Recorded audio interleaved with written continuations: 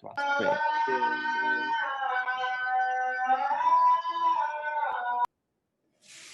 Oke, sebentar saya share screen dulu. Sip. Minggu lalu sudah banyak belajar tentang UX, tentang vision, dan macam-macamnya ya. Sudah banyak teori-teori tentang UX. Minggu ini nggak banyak konsep yang saya sajikan. Nanti langsung saya berikan tugas saja, langsung praktek. Sebelum nanti kalian ke UTS dan UAS. UAS nanti seperti yang saya jelaskan, kalian membuat produk ya. Jadi membuat produk prototyping satu produk digital. Entah itu di mobile, entah di desktop, entah di dalam bentuk game, entah dalam bentuk wearable device seperti smartwatch dan jenisnya.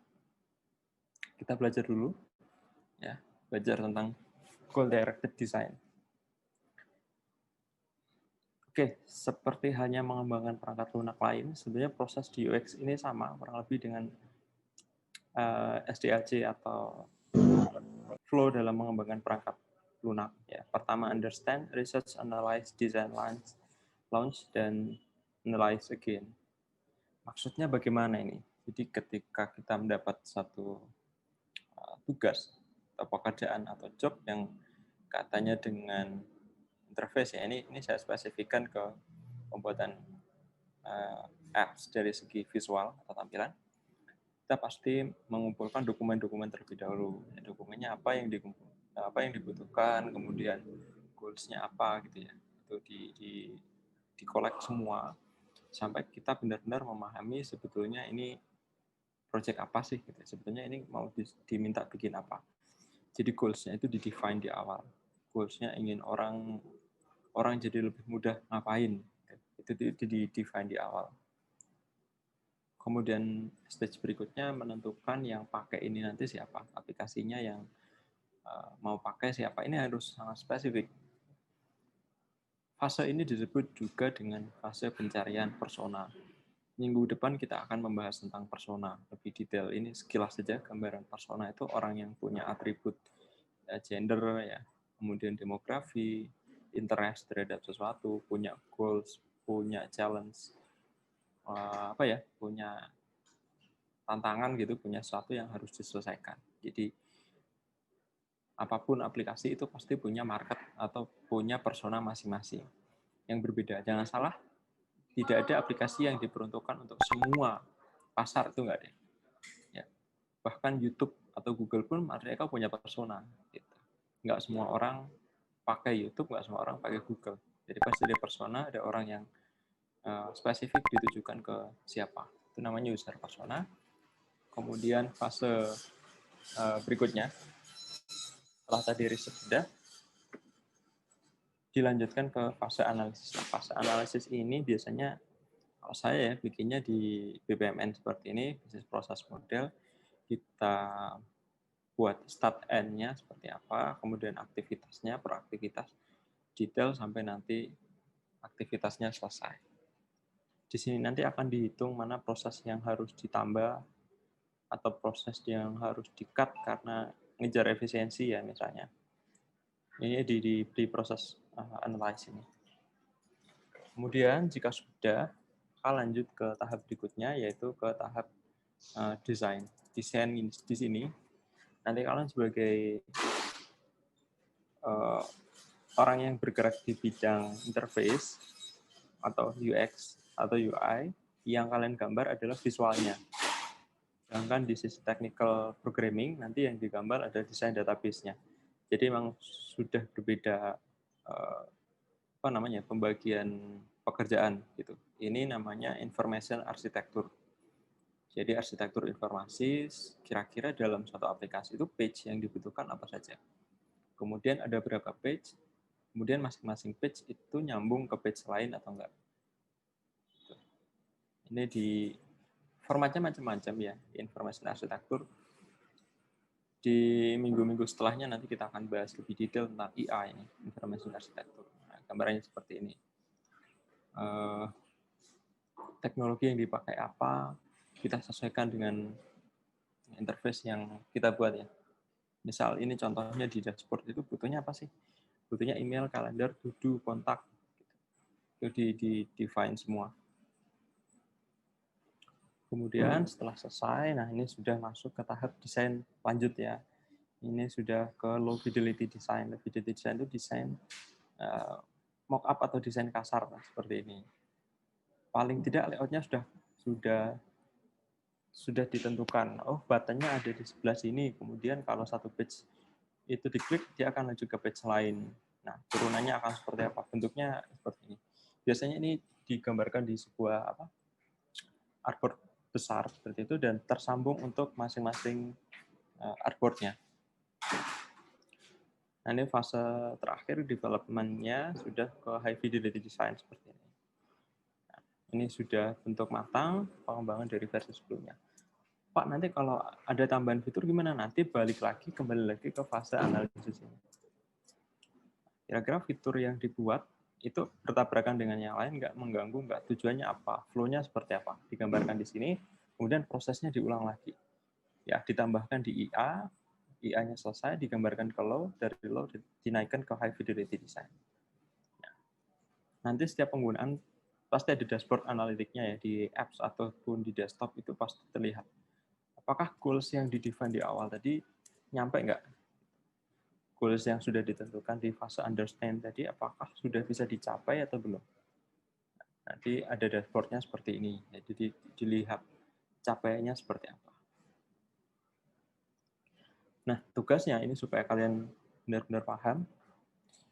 Ini saya minta sebentar. Nah, ini. Silahkan membuka website casestudy.club. Ini saya share aja ya. Saya share.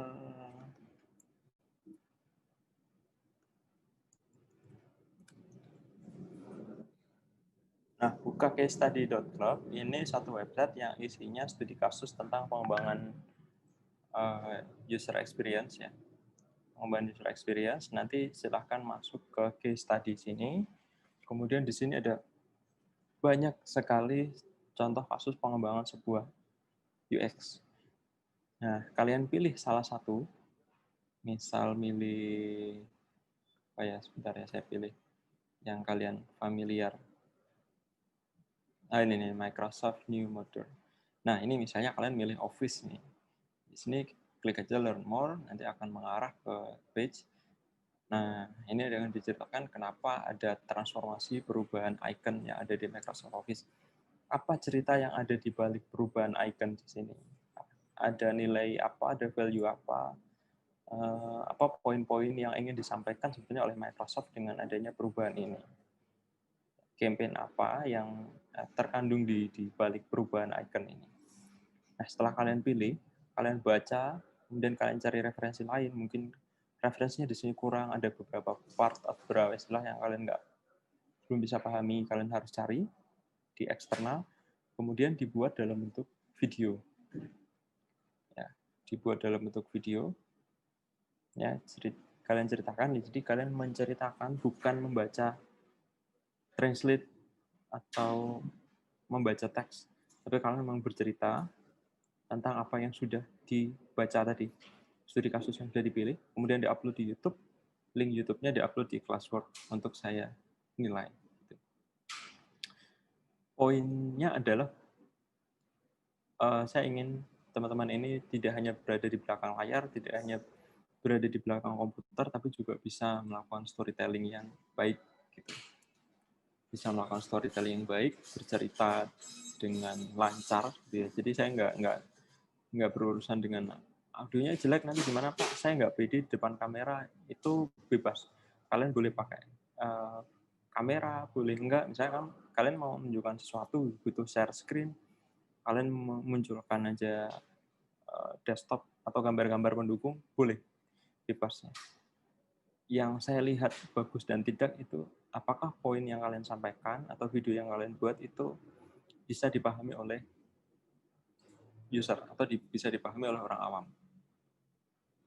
Ini saya beri durasi 2 minggu ya, agak panjang supaya video yang dihasilkan juga maksimal.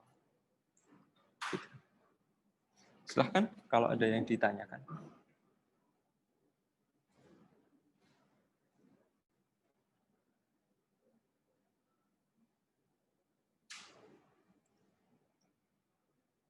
Silakan teman-teman, ada yang ditanyakan?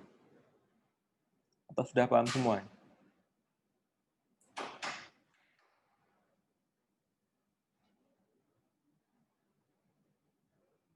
Wajib open facecam atau tidak, Pak? Enggak, bebas. Bebas ya? Bebas. Baik. Bebas. Ambil satu kasus di sini, ini ada banyak sekali kasus-kasus yang menarik ya. Nanti kalian bisa baca Spotify misalnya, bagaimana mereka berpindah platform ya, dari platform sebelumnya ke Figma.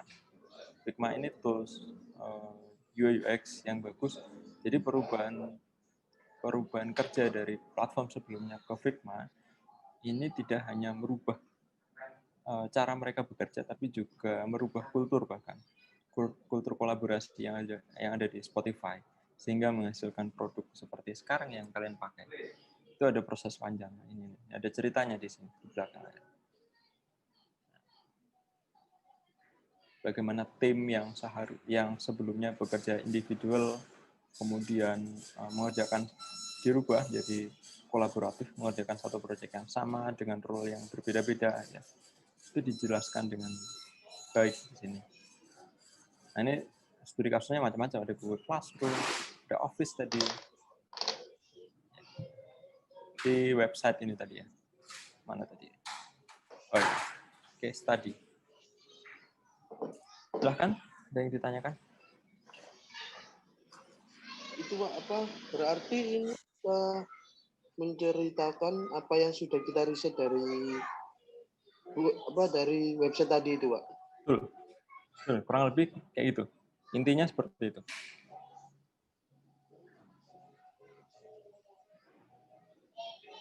Paham ya, Mas Miftahul Rifai? Paham, Pak, paham. Gampang ya bikinnya, nggak susah. Nah, risetnya Pak yang... Iya, risetnya harus dalam.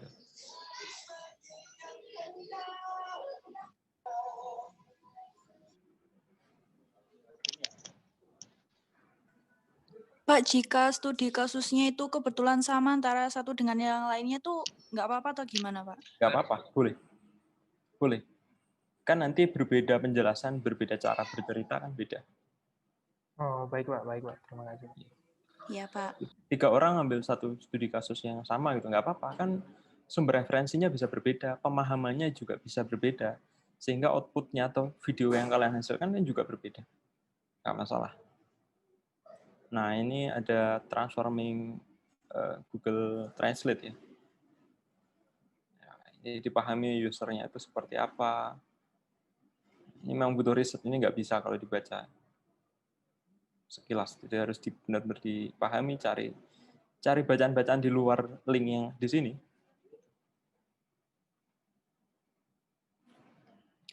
Ini persiapan nanti sebelum kalian ke UAS ya. UAS itu kalian create produk.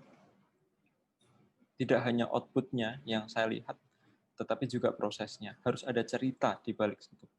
Satu produk yang kalian buat nanti. Dan ini ya kalau produk yang kalian hasilkan bagus ya, rencananya mau saya bukukan gitu. Jadi buku, saya register nasional supaya bisa dijadikan referensi. Kalau yang YouTube ini nanti paling saya kumpulin jadi satu playlist saja.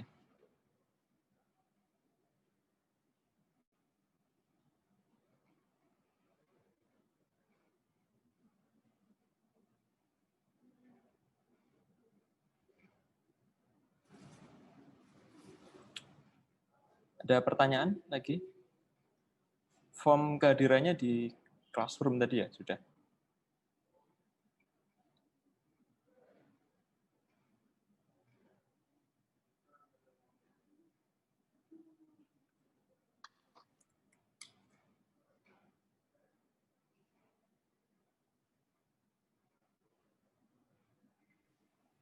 Silahkan sebelum saya close. 2 minggu atau seminggu? Atau seminggu aja cukup kalian ya? Oh, 2 minggu aja, Pak. 2 minggu aja, Pak. 2 minggu aja, Pak. Itu, Pak, buat riset, Pak. Banyak tugas kalian? Iya. Iya, Pak. Banyak, Pak. Kemarin saya kasih InVision Studio, itu ada yang install nggak? Install, Pak. Iya, Bisa? Sudah, bisa Pak. Bisa, Oke. Pak. Udah, Pak. Saya Enggak, sendiri Pak, belum enggak pernah install. ya. Saya belum pernah nyoba si InVision. Itu bisa cloud nggak? Saya belum pernah nyoba.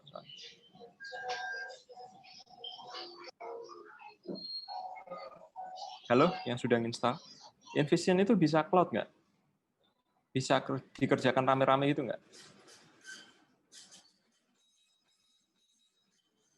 Saya pakai Adobe DX, Pak. Oh, pakai XD ya? Iya, XD, Pak. Oke.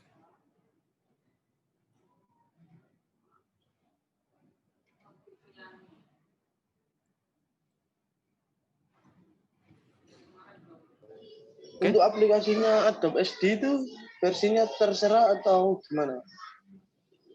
Terserah, bebas. Adobe XD. Biasanya pakai yang paling baru aja, diupdate ke yang paling baru. Berarti 2020 ya, Pak? Ya. Dan itu kan memang free ya, memang nggak usah nyari bajakan atau apa, itu memang free aja. Oh, free itu, Pak. Iya, free. Oh iya, sebentar. Ini saya kasih bekal biar ngerjainnya nggak pusing. Kalau mau cari brand yang bagus dalam penceritaan sebuah proses desainnya, jadi ada cerita di situ, ada filosofi yang ditanamkan, ada value perusahaan yang dimasukkan ke situ. Itu ada Microsoft sama Apple. Di YouTube-nya Microsoft itu banyak produk-produk yang dia storytelling gitu. Nanti kalian cari, atau di Apple.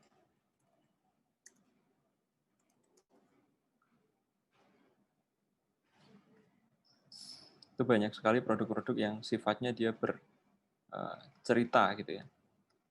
Sebentar, yang bagus itu, oh ini.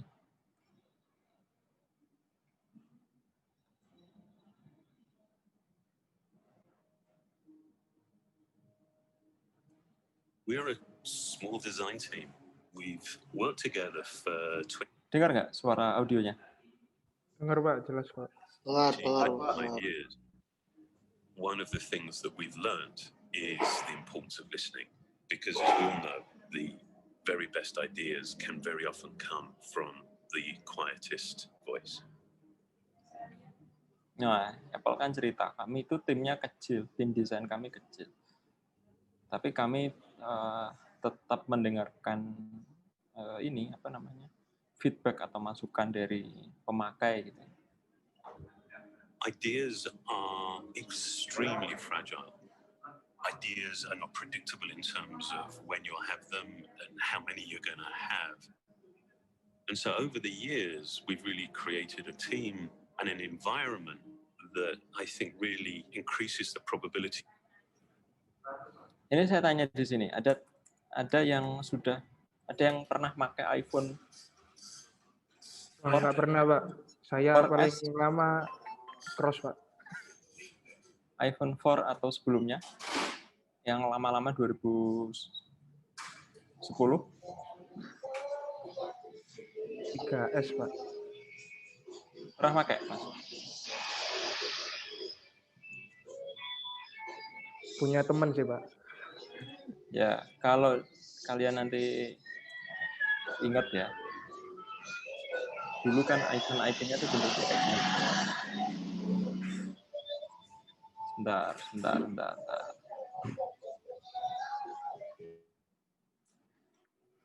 Nah, kalau ada yang pernah pakai di yang seri-seri lama itu tuh kan bentuknya seperti ini. Sekarang kan sudah arahnya ke desain-desain yang flat. Itu tuh ada tujuannya. Jadi karena dulu eranya smartphone itu masih awal sekali ya, 2007. Jadi icon atau gambaran yang ditulis di situ harus mendekati senyata mungkin gitu ya. Misalnya kamera ya dia harus menggambarkan bentuk kamera yang real, yang 3D itu seperti ini. Kemudian map bentuknya seperti ini, clock-nya seperti ini,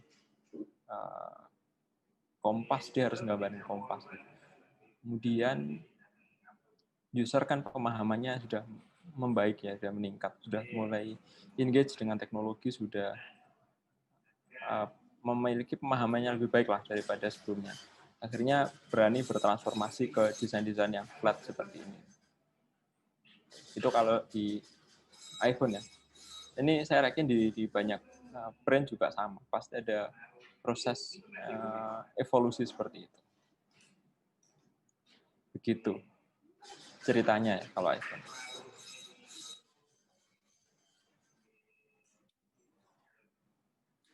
Silahkan kalau mau tanya lagi. Kalian risetnya yang dalam ya, jangan cuma baca satu teks itu aja, cari yang lain juga. Cari referensi buku-buku kalau perlu. Dan kalau bisa cari referensi yang berbahasa Inggris yang lebih kredibel. Kalau nyari yang bahasa Indonesia di Google agak kurang.